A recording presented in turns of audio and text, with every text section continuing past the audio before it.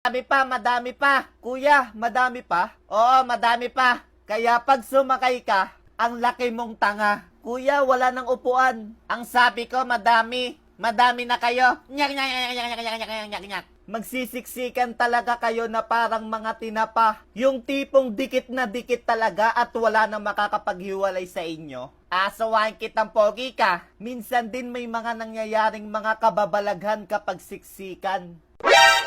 Putik! Bakit nakalabas yung talong mo?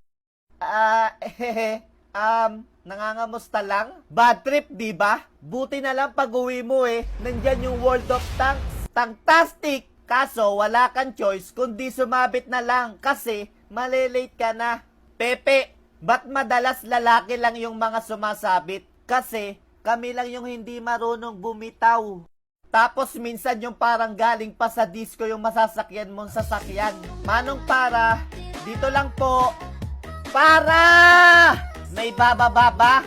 Wala, kasi magro-road trip tayo. Total ang layo ko na sa bababaan ko. Meron pang mas malala pa dito. Yung iba't ibang uri ng taong makakatabi mo, may mga makakatabi kang maganda, mabaho, malaki, maingay, maarte, pugot ang ulo, kapre, white lady, ahas. Teka, tao ba yung ahas? Oo, madami nga dyan Kaibigan pa nila. De, joke lang. Tapos, kapag seswertihin at may makakatabi kang inaantok na magandang babae, instant girlfriend!